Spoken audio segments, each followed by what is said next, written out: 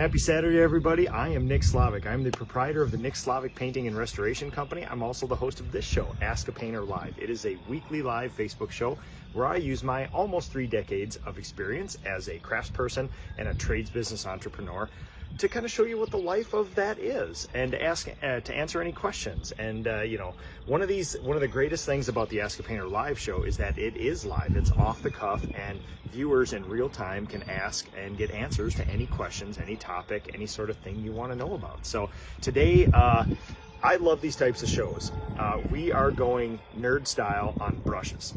There's a lot of times I talk about job costing, entrepreneurship, marketing, production process, standard operating procedures, and that's awesome. That scratches a special itch in a lot of us people. But sometimes it's good to just talk about brushes, talk about paint, and the basis, the foundation of what we do. So today is a very special show. Purdy has asked me to showcase my favorite stuff. Purdy has been a staple of what I do for at least a decade, almost 15 years now. And I'm going to show you some of my things that I consider foundational to what I do. But first, we're going to talk about the PCA, the Painting Contractors Association. So, as many of you know, I know and love this organization. I found out about it maybe 5 or 6 years ago. We see it in all the magazines, didn't really know what it was, but I finally, it was made personal to me by some people who were in it, who invited me in and said, hey, you should check this out. You feel like you're a like-minded person? And I did, and it was absolutely awesome. And the PCA is an incredible organization with some of the most thoughtful, beautifully minded people you'll ever meet. Now, we have painters training. There is a robust native Spanish speaking English version, tons and tons of videos to teach your painters how to paint. We all know that labor is one of the biggest friction points that we have nowadays, and if you can have a ready-made resource that has been crafted by people with hundreds and hundreds of combined years of experience in this trade to make videos for these people to help you and guide your training, that is a great thing. Now, one of the things that's going to be launching very soon here is something very near and dear to my heart, which is the Business Accelerator. It is the pet project of myself, Jason Paris, and the rest of the PCA Board of Directors and the rest of the PCA. We have robust painters training. But we also have to train the business owner as well, because if we get these decent human beings, if we get these wonderful people into these painting businesses, and the painting businesses are not professionalized, that there's chaos in there, these people will leave. And then there's going to be this stigma about the trades, about, oh, there's a whole bunch of ragtag, Wild West, loose operating sort of people who don't really have their businesses nailed down, and it makes our life not that great. So to be master craftspeople and to be good trades business entrepreneurs, we need to do both. We need to go deep into the training, the coding science, the theory of what we do, but also we need to run a professional business so that we even have the opportunity to offer this to other people. That's a very important thing. Painters training, business accelerator training, in-person events. Next week we are going to Corey Leister's shop for an amazing event with a whole bunch of awesome people. I don't know if there's any open slots yet. There's a link in the show notes here if you do want to attend. And then I shared a link for the events page of the PCA. There are tons of in-person events. We have been bereft of this for almost 2 years because of COVID, things like that. But now we are back, and there's a ton of events coming. A couple of the ones that I want to mention are there's a craftsmanship forum this year. There's going to be a summer Paint by Numbers event hosted here in Minnesota by Jason Paris. I'll be there as well, a whole bunch of other people. It's basically the mini summer expo. If you don't want to wait till next early 2023 to go to the big bang up expo, you can certainly come to Minnesota and hang out with us. It is going to be an awesome time. You will not be disappointed. I can guarantee you that. Now, another thing too. The season of master's classes has started again. We've got a whole bunch on the books. Sherwin Williams Pro Shows are also back in person. Monstrous, hundreds and hundreds of people. I will be at those presenting some master's classes. I will also be doing private master's classes around the country for people. We'll be going to the surf prep facility. We'll be going to see the Kuipers over in Nashville. There's a whole bunch of other ones that we're working around now. We started dancing around one in Michigan as well too, for a yet to be formed group of Michigan painters that are near and dear to my heart. So if you want a version of Ask a Painter live in person for an entire day where I open up my business, open up my books, show you everything I've done, things that have worked, not worked, constant improvement. That was a pheasant over there. I can do this. I can come to you and present this for an entire day. I have partnered with the PCA to do this. We can find you underwriting. All we need is a place with some chairs and a projector, and we can go in depth for an entire day. It's basically an Ask a Painter live show where you've seen my screen shares of all my spreadsheets that I make, all my data, all my analytics, things like that.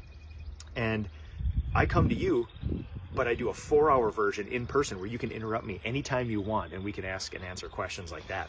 And then there's also some events too where we'll be working on some that are custom, where we'll kick off the day with a master's class, but then we can either do a deep dive into that person's individual business or businesses, or for the organizer, we can do a custom series of data, knowledge, all that other good stuff. So that's going to be a lot of fun.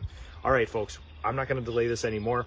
Purdy has given me the task, as they do, to say, hey, listen, you've been doing this for a long time. You've tried everything.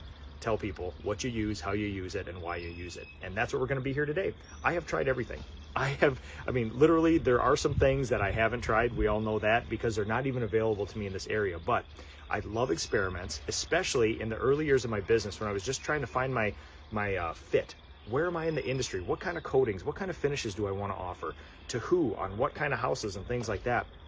And very, very soon, I attacked the basics of it. The coatings, the brushes, the tools, the things like that, because number one step in professionalizing your business is having a proven product. So what do? We attack the coating science part of it. So Purdy brushes, we all know that they are made in Oregon. I've actually been to that facility. It is an amazing facility, amazing organization. If you ever get a chance, I know there's people watching right now who have been there, probably a couple of you with me in years past when we went to residential forums and things like that.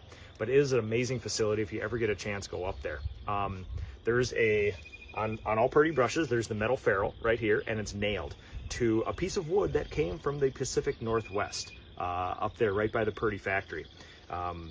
It's a wonderful, they put a lot of thought into the styles of handles. And if you guys ever want to nerd out, go deep into the Purdy website, and there are tons and tons of different handle configurations like that for each different type of brush, and they are very personal. I know that I have my distinct preferences from using a lot of them. I can use them all, but boy, there are some that are just a pleasure to use as well too. So one of the staples of Purdy brushes is the flagging and things at the end. A brush is made very useful and very effective when it's got some nice stiff bristles up near the top that hold its form, some flexibility in the middle, and then the nice soft ends. That allows you to get into all the little crevices, all the little open pores here. And there's a lot of thought that goes into brushes as well too. So, and as you know, we all look for the stickers here. They are hand signed by all the makers. Some of us even have favorite makers on there as well too. So lots of fun when we do that. So basis of exterior stuff. We are also going to do a counterpart show at another time for interior stuff, and we're going to go deep into that wall painting SOP. Again, I'm going to show you the science of how I cut. There's a particular way that I cut a ceiling line, that I roll a wall. It's not just put it on, move it around, things like that. But today's going to be exterior. So go to always the staple of exterior stuff is what I would consider like a super good production brush. So this is the Pro Extra Swan.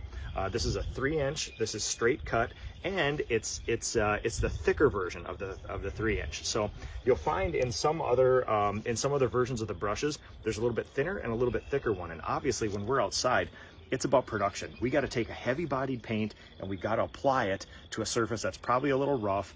We're going to be using a lot of muscle to get it on there, and we want to get that paint on there, and we got to have a robust brush to do that. And this one holds a ton of paint. And before we even get into that, I will tell you, these things clean up better than any brush that I've ever had. So a lot of times outside, we'll wash them out in a garden hose. Out here, we'll wash them out in a bucket. We'll salvage the water, whatever else. These things come so clean, so fast. They're just a joy to have. So thicker version here. I'm a straight cut guy.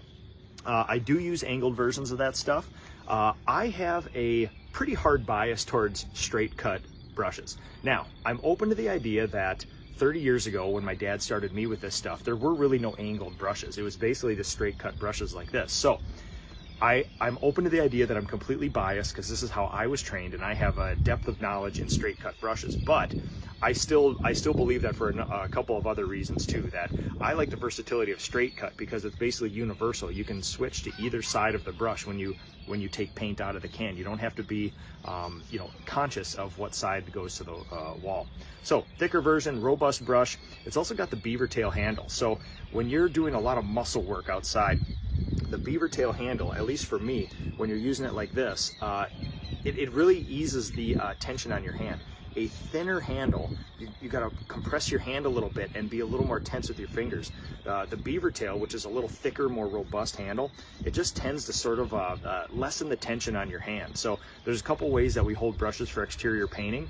Sometimes you can go like this to change it up, just to give you a little more control. A lot of the times, I'm using it like this, a little more dexterity. And of course, there's times when you're below you or even above you like this, where you're holding the handle, even like that, almost like a baseball or a golf club, something like that too. So, but either way, it gives you something to hold on to like this, and it eases the tension on your hand, and your fingers don't get as tired as they do. So yeah, wonderful brush, and we'll do a painting demo at the end here, but robust brush. The Pro Extra line, they're obviously noted by their blue here. A blend of Chinex, and oral filaments. So that is the Pro Extra line. It's a whole blend of all those things. And yeah, I don't know. I've used a lot of stuff, people. And honestly, these things, I've used them so long, I can't remember at a time where I used another brush. That's how long I've been using this. And again, you guys know I'm always open to trying new things, experimenting with new things, and I do. And I normally attack things and people when they say we've always done it this way, but we've always done it this way, and I still experiment. I've yet to find a replacement for the the staple of my exterior painting. So we'll give this guy a try on this old rough siding here in a little bit. For trim, so you guys know and love, this is probably the most universal brush that I own. This is my go-to interior cutting brush and exterior trim brush. This is the Pro Extra Elasco. So Elasco, they give them names to signify a lot of things. The thickness here, the cut, the width of it there, and the handle, give or take. So instead of saying it's a 2.5 inch straight cut, long tapered handle with a thicker format, basically they can just say it's an Elasco. And yeah, it basically signifies that it is this brush. Now, what I like about this brush is, especially for the interior side of it, you can really reach. You can grab the end of this here, and you're not cranking away all day on a brush, so you don't necessarily need the huge beaver tail. When we're doing exterior trim out here too, it gives you a little more dexterity to kind of wiggle around in there. You can reach a little farther on exteriors, and it almost gives you that pencil or pen feel where it's almost like a little more precision. I use a little smaller brush when we do trim and stuff outside, because I like the exactness of it and things like that. Especially when we're working with old sashes, things like that, we can really get in there and precision and stuff like that. You can certainly do that with some of these here, but in tight corners, like when we're on window sashes, corners of trim, things like that, these things are super sharp, and they come to a very sharp point. So again, one of the more universal brushes that I've ever used like that, the staple of my interior, but also exterior. Can't go wrong with one of these guys here. Like that there. Also for rough surfaces, masonry, like that behind me, the Pro Extra 3-inch will do well. But when you have a super rough surface, let's say we got stucco, we got masonry, we have some very, very craggy old siding like that, Chinex Elite. This brush is made for a lot of those lower VOC, newer age paints like that. They're very heavy bodied, and they really need a robust brush. So we have Chinex bristles here, and when I do stucco, when I do masonry, things like that, these are my go-to. And what's interesting is that these do not wear down as fast as other brushes. They maintain their shape, and they maintain their super stiff character here. So again, the Chinex Elite, there's a Chinex series and a Chinex Elite. Chinex Elite and the Swan, again, you're seeing the beaver tail, you're seeing the 3-inch wide, you're seeing the straight cut and the thicker profile.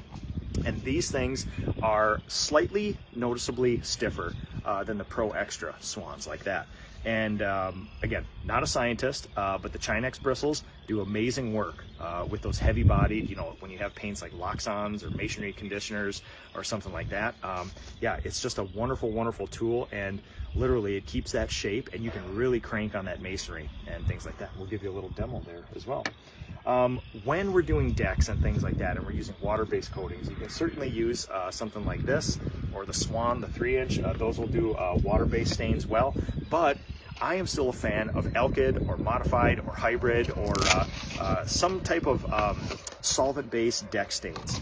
And when we do that, you can certainly use the Pro Extra series there, but there's a better option for that. Anytime you use an alkyd, an oil-based, alkyd modified, water, hybrid, things like that, a natural bristle brush is actually the way to go. So natural bristle, hog bristle, there's not really much of that left anymore, but natural bristles like this are actually a little bit hollow, and they actually hold more of that. So you'll notice when you use like any kind of nylon-y kind of brush with an oil, sometimes it has a tendency to flick a little bit. It'll do a good job, but it kind of flicks stain and splatters and things like that. These actually hold it a lot better, less drips, less splatter, things like that. So this happens to be the Sprig and the white bristle. They make a black bristle, white bristle, really both. I've used both to good effect. If I have to choose for aesthetic purposes, I just choose the old white bristle because it reminds me of the hog bristle. But again, 3-inch, and especially when we're doing decks, you don't necessarily need the big fat profile of a brush. This is going to hold plenty of stain, and stain will go sometimes twice as far as regular paint out there. So this stuff will hold it. They clean up very well, and it's just a better overall experience to do that. And I'm still glad there's natural bristle brushes out there because they do make those solvent stains go on a lot easier. So I'm going to go through a basic process of, get these out of the way here. The basic process. So we have 3 kind of little substrates here on this house that we're going to talk about. There is lap siding, there is trim, and there's obviously masonry here. So before we get into the siding and trim, I think what I'll do is coat a little masonry, because this is kind of brute force stuff, but when you use a Chinex Elite like this, it really does help fill in those pores. So typically how I coat masonry surfaces would be on a historic house that's got some stucco or some masonry on it, we'll cut along the edges. Sometimes we'll roll, we'll spray, we'll do some combination. It really depends on the style of the house, the trim, how close the neighbor's house is, things like that. But a lot of the times what we'll do is we'll cut and roll for smaller little areas on masonry, like foundations on houses and things like that. And Parker, I saw your question. I'll get to these questions in just a second here. So when we brush, and of course, you guys know I use sprayers, I use rollers, all these other things. Today's about brushing. When you have to brush, this is the process here. So basically, I use regular paint cans for my service buckets, and we have a chain hook, and I am a dipper and a wiper. I am not a slapper. So what is a dipper and a wiper? A dipper is I dip the paintbrush in and I wipe one side, tip it up, and take it to the siding. Leaves you about, inch and a half of paint on one side. Other people like to kind of dip and slap it around inside the paint. Not bad. It does take longer than the dipper and the wiping. And also, I like to have a lot of paint in my can. I like to have more than 3/4 of a gallon when I'm up there on the ladder so I can just keep going. And that doesn't leave you a lot of room for that. So I'm biased. And I didn't know this was a controversial stance years ago, but it turns out with painters it is. I am a dipper and I'm a wiper. So we dip, we wipe, and then I turn the paint towards the house like this. And then work it in.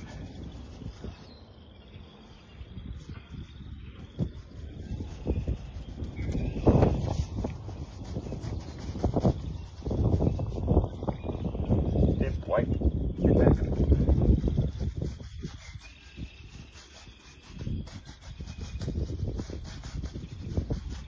Then on typically something like this, what we would do is just come back and roll or spray and roll, something like that. So, all right, that will sit. All right, for siding. As you guys know, I'm a geek about this sort of stuff. There is only one way in my company to paint lap siding, and one of the principles that we keep and hold dear in interior and exterior painting is keeping a wet edge. I believe it's one of the basic foundational principles of professional coating, which is starting and stopping halfway through a wall. inside or outside, is a bad thing, because you could have a lap mark. Some people call it picture framing, hat banding, things like that. But a professional will get the entire substrate coated in a way, quickly, efficiently, where it will all dry together like that. So even when we have lap siding here, obviously if we were doing this house, we would start at the top, we would work in sections and work our way down. Depending on the weather, depending on the coating, I would typically pick between 4 and 5 clapboards, and then take them all the way across the house and kind of work in that format of going up and down like that. Same thing when we brush, same thing when we roll, same thing when we spray. We always want to keep that wet edge. So when we paint clapboards, typically, you know, I'm going to start where I can reach, but typically, again, we would start at the top. I do the borders first. Then I do one board at a time, the underside, and then the face of the clapboard. So how I would start something like this would be doing the edge. And when we do this, we always overlap about 3/4 of an inch or so onto the trim. There's another principle of this painting where you do want to complete everything 100% before you move on to something else. So typically when we do the clapboards, a lot of times people come right to this edge like this and leave it like that. But when you come back and trim, you might leave a couple open pores. So what I like to do is overlap onto the actual trim itself, because then when you come back with your trim paint like this, the edge is already sealed and you can just run your brush right down the edge like that, and it's a lot quicker to do. So I fill these sort of things. And so why do you do that? I've observed lots of people painting, especially apprentices, over the years, and what I've seen is that typically if somebody's going to miss an area, it's going to be that little joint, that little crotch right here where clapboard meets this, where it meets trim. There's an underside, and you got to be really intentional about hitting that portion right there. So that's why I attack this stuff first. We'll come back over to this side right here. We'll do this border. Just like when we paint outsides of houses, I like to do a lot of the things that we would typically think of as the harder parts, or the stuff that would be missed first.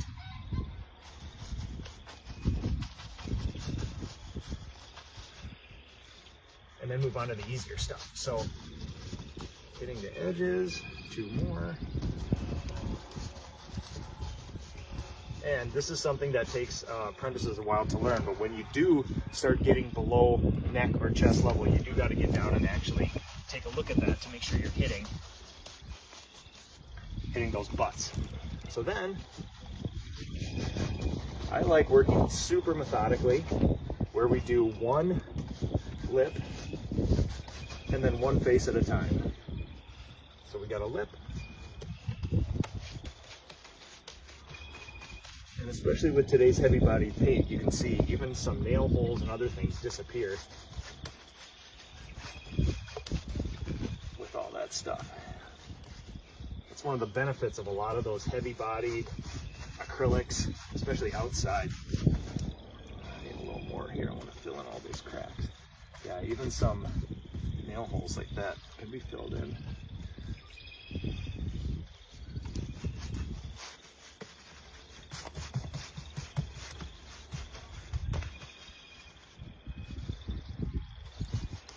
Therapeutic. We got the frogs in the background, we got the pheasants out in the field, we got the red-winged blackbirds singing.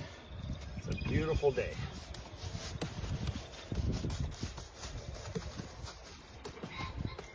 There's a pheasant right there. Boy, they're sounding off this morning.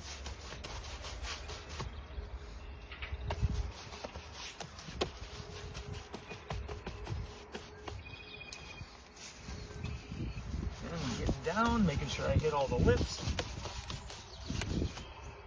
Got a nice crack in this board. I'm going to seal that up with paint. Paint is better than any type of caulking for that stuff. It's way more stable and will last longer. So if you can fill a minor hole or crack with paint, that's always better to do. All right. Nice. All right. Boy, that was therapeutic. That felt really good. Okay, so I'll set this guy down. Now for trim. Then we'll get to your questions here. I appreciate all that stuff. So we're going to wipe the lip of the can here. So typically when we're painting wood sashes like this, I'm just going to do a section for you guys, but when we do this type of work, I typically work from top of the sash, bottom of the sash, inside to out. That's the way I like to do it. I like to leave the show face, the actual casing out here, for the end, something like that. So let me move this out here. So just a brief demo on that. Love, love, love the precision of the Elasco for this kind of work.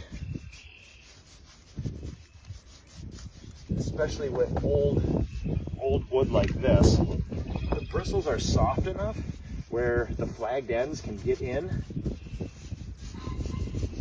to the pores, but the brush is not wimpy, so it's got enough stiffness where you can really push around some paint here.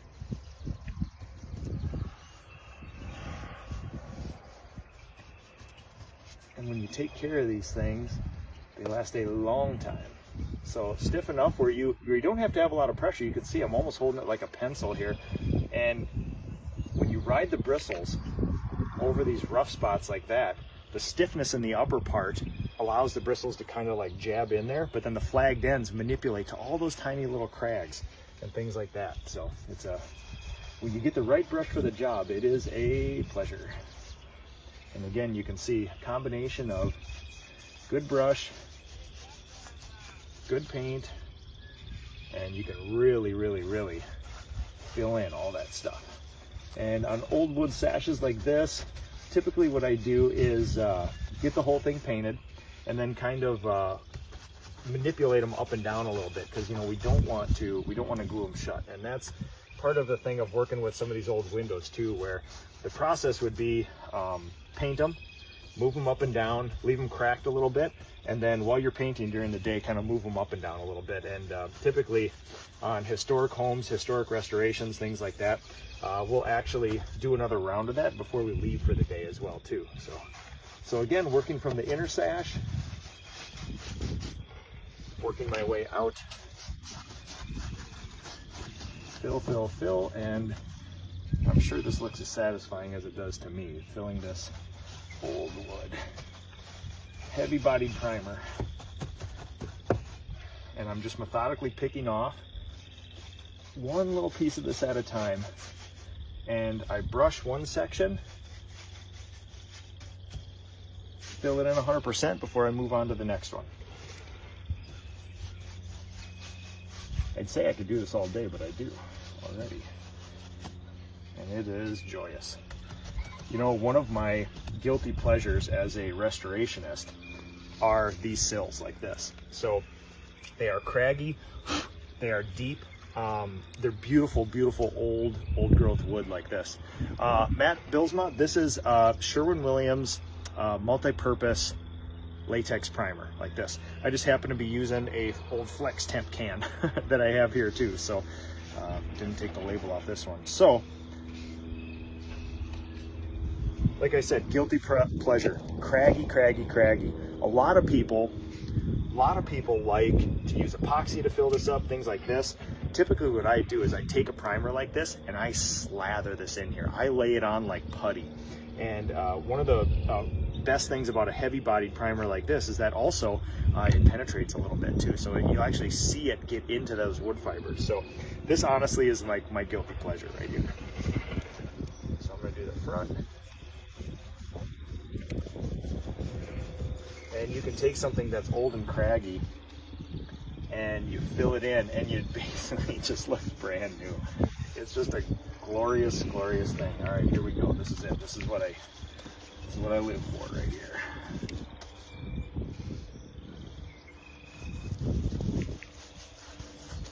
And makes quick work of that. If you have a wimpy brush or a brush with not the right bristle setup on it like that, it takes a long time to fill that stuff, but we've got a lot of paint in there.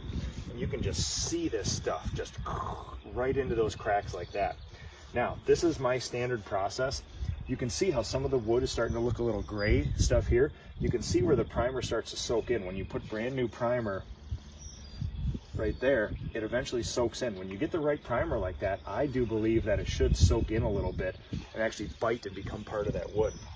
Now, what I'm seeing here is it's penetrating really well. It's actually filling those big kind of almost 1/8 inch cracks right there too. So what I'll do is I even sometimes lay on a little more before I leave an area like that, because any primer you can get in there is going to help. And then of course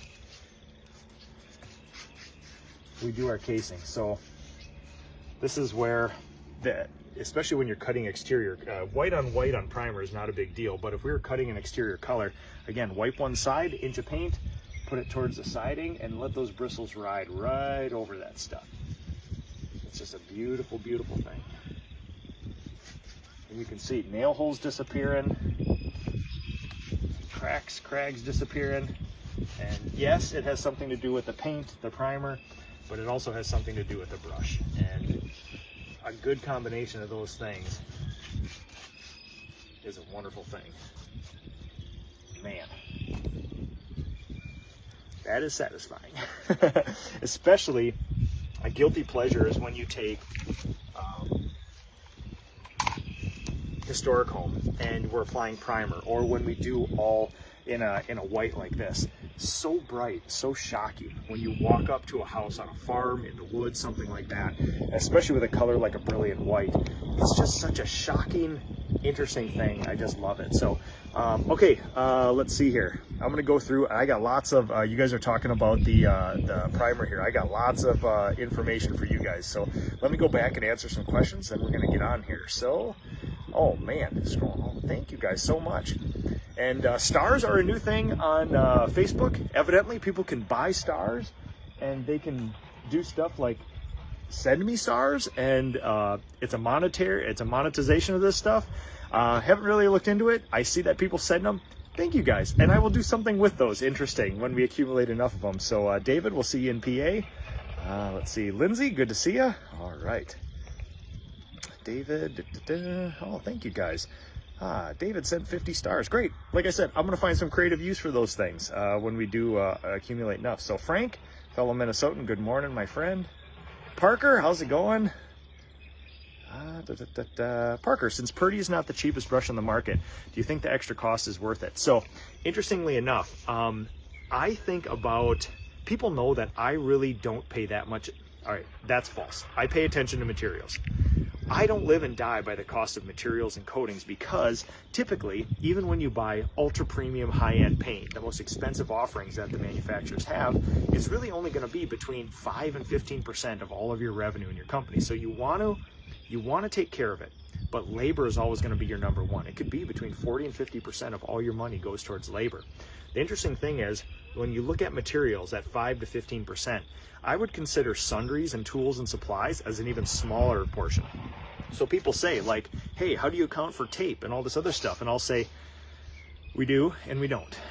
It's typically 1% or 1.5% of all my revenue. And honestly, cost of doing business. We buy good stuff. It's always there. Yes, we negotiate a good price and we do all that other stuff. But if you think that a line item on your profit and loss sheet, that's 1% or 1.5%, you're going to spend a whole bunch of effort of researching, finding new stuff, beating up your paint reps to get a good price, and you think that's going to make you profitable, it will not. There is low-hanging fruit called labor. So I care about labor deeply. It's one of the main things that I focus on every day.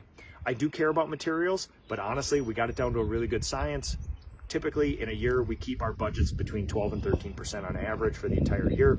Sundries, that's one of those things where, honestly, we got other things to worry about. We buy the best, we use the best. It's a constant. We don't have to worry about a brush not functioning, things like that.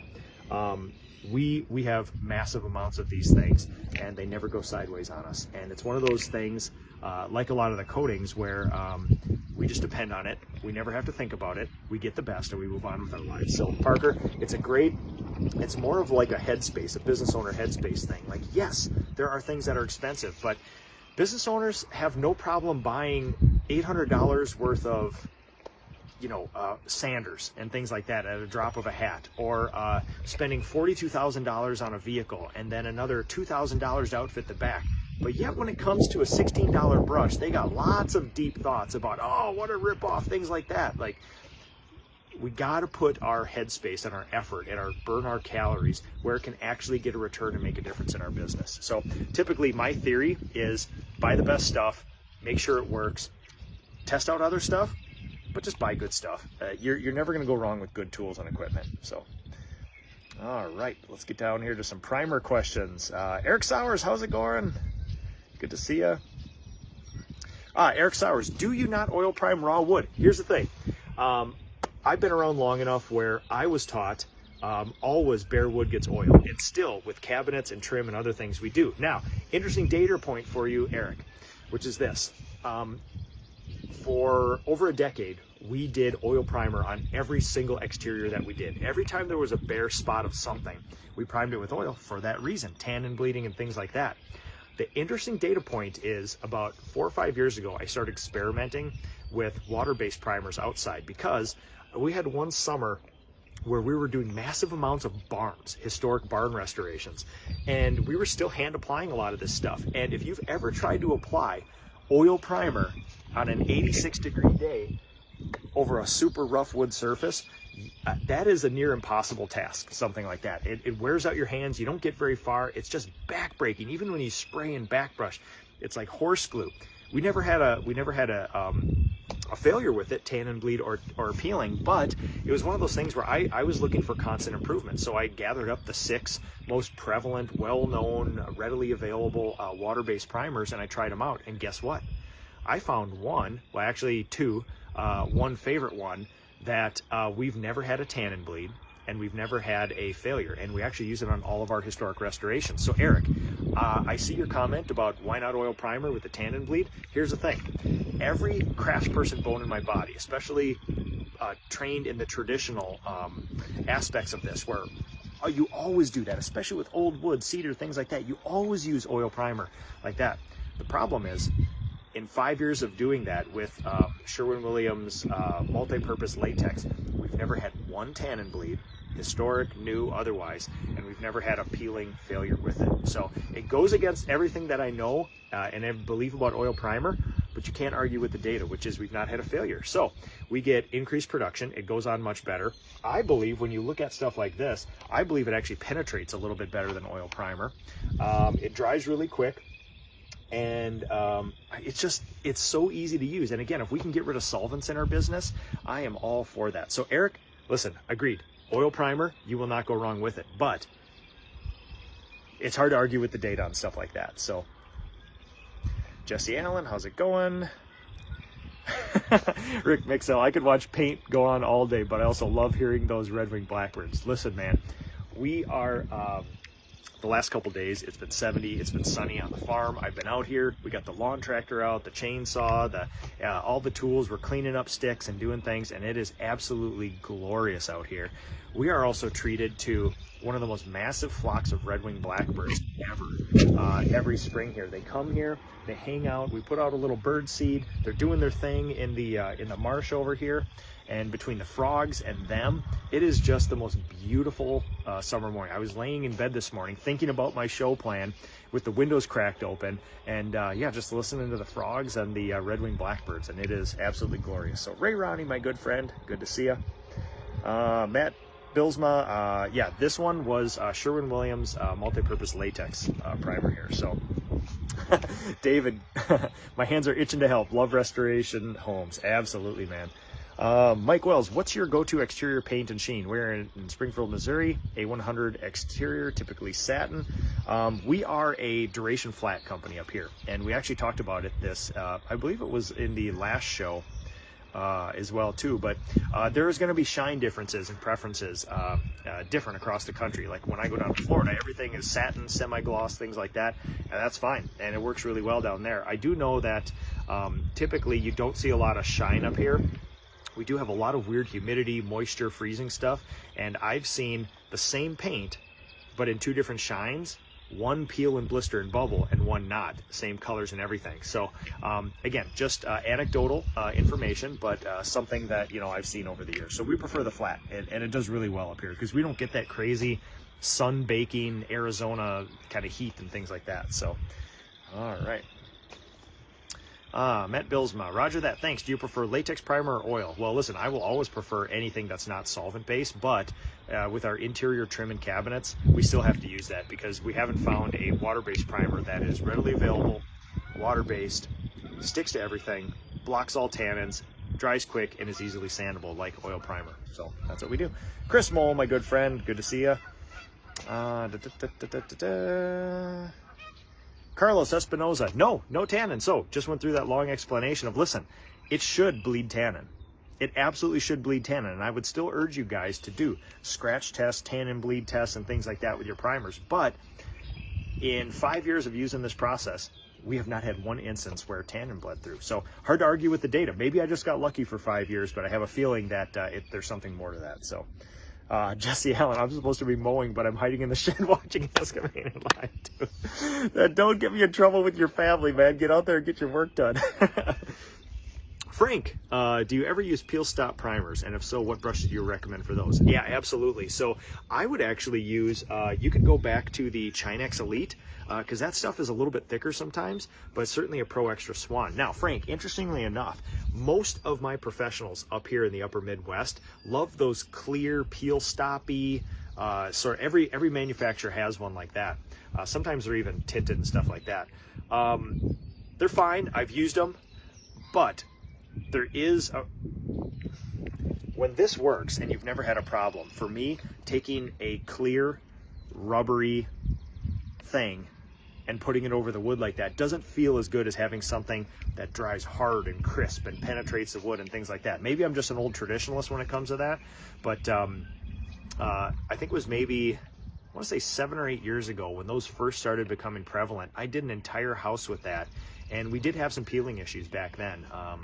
It was one of the initial brands, not associated with one of the big manufacturers, and I've experimented with all of them over the years, and it's fine. And I know a lot of my pros use them, but I prefer the traditional acrylic, the oil, pigmented, heavy-bodied primers, things like that. So not wrong, it's just something where I just don't feel a big enough need to switch to any of that stuff. So Travis, I know the series of Substrate is perfect for the show with the different types of masonry. My question is, would you require your crew to prep these substrate differently, or would you paint exactly? No. So this is actually, we have a series of farm buildings on the Slavic farm here, and you'll see me use them for different show things and proving grounds. Like I'm looking at a tin shed over there where I got to use an experimental galvanized primer, and I did some up there, and we watch it and we see how it weathers. Same thing with this here. This would be heavily scraped, heavily sanded to the RRP standard, and this house has been prepped. This is just an old farm building on my property, so this is sort of like I pick a little segment of it. I like this because it has trim siding and that, but no, there would be other prep here, and this is just a proving ground for in a couple of weeks we're going to be going through my exterior SOP and actually go through every step of how I do this stuff. But today was just about the brushes and the application, so I just found a really cool place to have those 3 things for you, to actually show you things instead of showing you a video or things like that. So especially now that it's nice outside too. So Mike McGrath, my good friend from New York, good to see you. Let's see, Jesse Allen, light blue label multi-purpose primer. You are correct, my friend. Chris Mole sending those stars. I don't know what stars are. They're awesome. They might be worth money. We'll see in the future. If they are, we'll do something cool with them. Who knows? Mr. Hall, Andy, Estimator Andy's watching this morning too. Thank you guys for watching. All right, David, back to topic. Purdy brushes. You mentioned Beaver brushes. Have you ever used it, and where to use it? Beaver tail. Beaver tail is the handle there. They do actually have badger fur brushes as well. Those are for ultra-fine finishing. Like if you're thinking about like shellacs, violin finishes, piano finishes, fine clears, things like that. I actually have some of those things from Purdy. And one of my favorite things to do on like a Purdy website is to get into the weird stuff, those little back channels in there, and see what kind of odd little tools they have. And you can still find some pretty cool, pretty unique, pretty traditional stuff in there when you go back farther. So yeah, those were for the softer and the more natural bristles that you get are for finer and finer finishing. So typically, like even with the white bristle natural like this, I would absolutely apply varnishes and stains and things like this inside. They're refined enough where you can get an awesome finish. But if you're doing something like a clock or a gun stock or something like that, that's more like a furniture that could even be polished, I would go for the softer and softer and softer bristles, possibly even like a badger hair. If you guys never tried one, you should, just to get the experience like that. So all right, let's see what we got here. Oh, Estimator Andy, happy Saturday, boss. Same to you, man.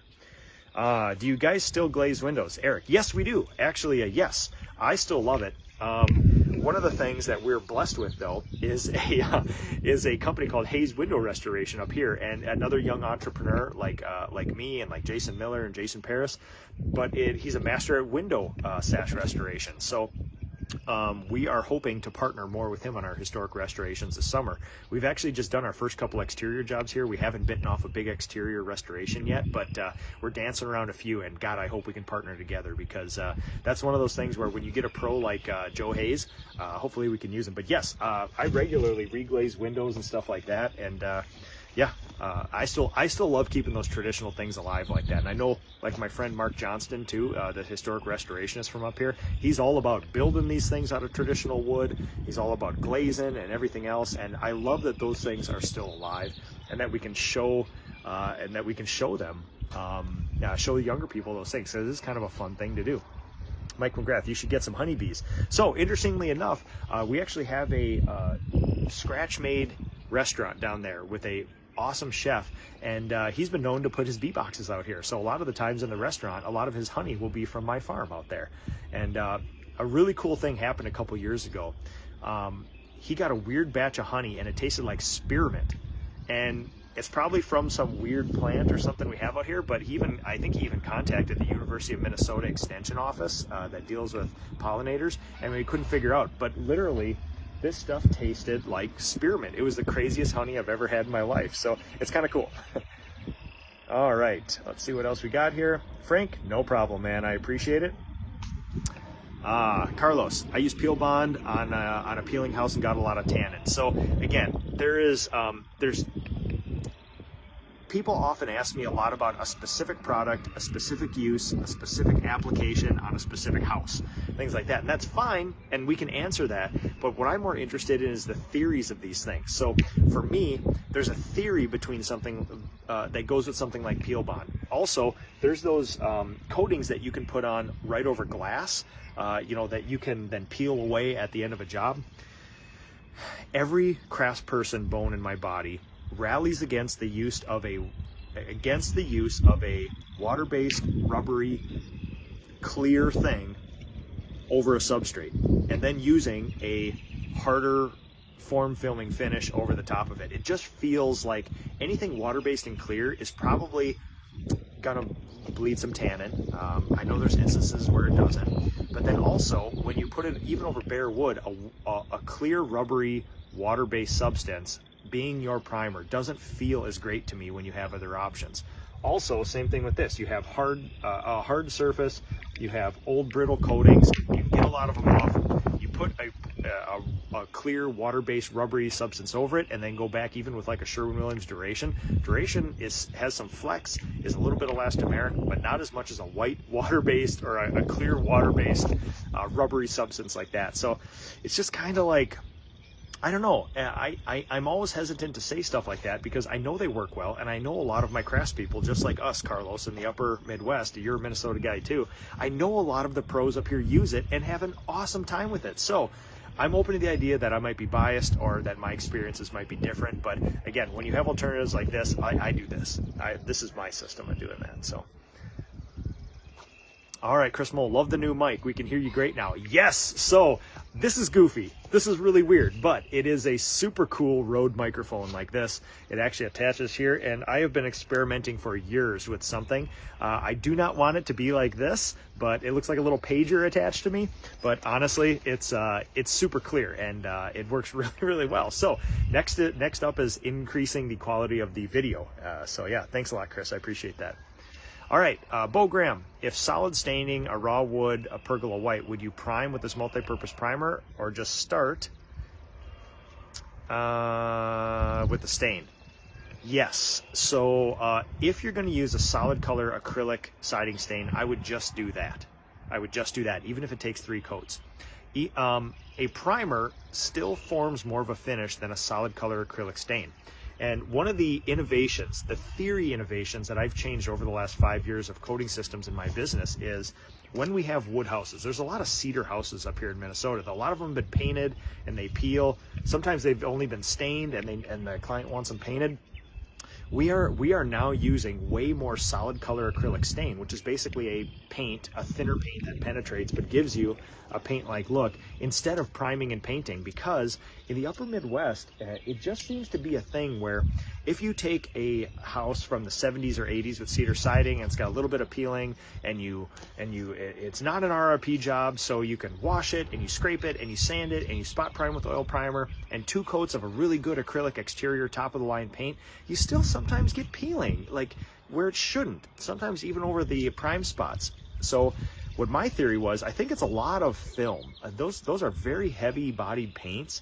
And so what we did about 5, 6, 7 years ago, we started experimenting with just, hey, let's just do 2 coats of solid color acrylic stain. We'll get the same effect.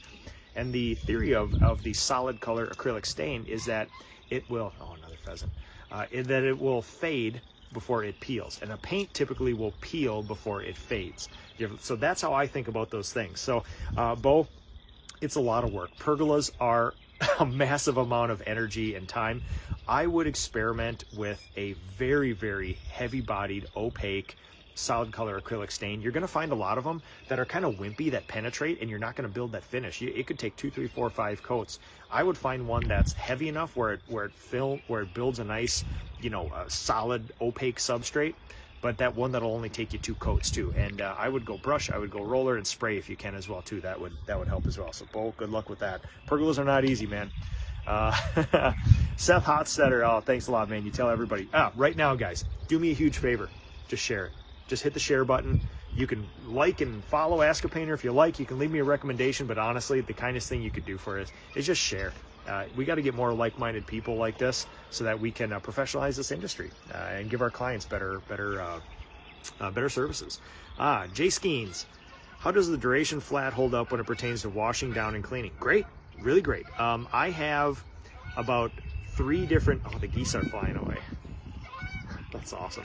I have about 3 different Sherwin Williams coatings on the outside of my house. We've kind of done it as a test ground, proving ground. There's rain refresh, there's flex temp, there's duration, and all this other stuff, and it does really well. But just like when pheasant too, man, the wildlife is active out here today. Just like with cabinet finishes inside houses, people say, how's it hold up? How's it wash up? Is it chip proof? Say, well, listen. If you take a metal pan and you whack your cabinet door, it's going to chip, no matter what paint, no matter what primer, no matter what process. Same thing with outside. Like if you get one of those, we just call mud hens or whatever, mud birds, where there's the swallows that build the little mud nest. Like if you have a White House and you have this mud swallow nest up above a door and it's there for 3 years and you take it down, it's likely that paint is going to stain because the chemicals from that bird, they regurgitate mud and all this and that. If you have vines and wasp nests and you have just dirt accumulation, it washes really, really well. But it's not perfect. It's not Teflon. It's not that, and nothing is. But on my house, I've seen between rain refresh, flex temp, and duration, rain refresh actually does clean up really well as advertised. It's kind of cool because I have a White House out in the country here. My kids are known to make mud splatters and things like that. It does work. If you're looking for a washable paint, you could go a lot worse than Sherwin Williams duration. It is a wonderful paint as far as that goes. So, all right. Oh yeah, David, badger brushes, absolutely, man. All right, let's see what else we got here. Maybe a couple more questions. Matt Orme, what solid color stain do you recommend when you're saying you would go over previously painted surfaces with solid color? Yeah, so if a house has a perfectly intact coat of paint, I would not go back to solid color acrylic stain. This is one where there's tons of wood showing, or it's previously been stained, or it had a semi-transparent or something on it before. Then we'll typically go to that kind of stuff. But if you're looking at a house that, 60, 70, 80% of it has paint that's still intact, I would still kind of go back to that paint thing just to do a good service. But if you have to, the Sherwin Williams line of that stuff is our go-to for that. So for the exterior stuff, solid color acrylic. All right. Yeah, Jesse Allen, Mutual of Omaha, Wild Kingdom out here, man. This is a wonderful time. It's worth it being here in the Minnesota winters, the solitude of the frozen expanse of the upper Midwest, to be here for when it's spring here, because there's those bright green buds on everything. The creek is flowing. We got a pond. We got ducks, we got geese, we got pheasants, all sorts of craziness happening around here. And yeah, the eagles are back too. They've been flying around here, and yeah, it's been super fun to see this stuff. So, all right, everybody, thank you so much for watching. The kindest thing you can do is to share. And listen, there's these star things too. You don't have to send them. I know it costs you guys money, but if you do, I promise I will accumulate enough of them. And what I've read about them a little bit is that Facebook will accumulate them to a certain point and then pay out. I will do something really interesting with that stuff, and it probably won't be for myself. So if you guys do send stars, something cool is going to happen in the future here. So thank you guys so much. David Canalist, do you guys have asbestos siding in Minnesota? Yes, once in a while here. Jim Davis, we use durations on our exteriors and interiors. Love it. Yes, that's mine too. Brandon Lumby, how you doing? All right, everybody. Thank you to Purdy for offering to underwrite this show, bring it to everybody, showcase these cool brushes and our processes. And next week, I will be doing a live Ask a Painter live show from Corey Leicester's event over in Pennsylvania. So this is going to be awesome. Thank you guys. Share the show. I really, really, really appreciate this. And you all have a good rest of the weekend.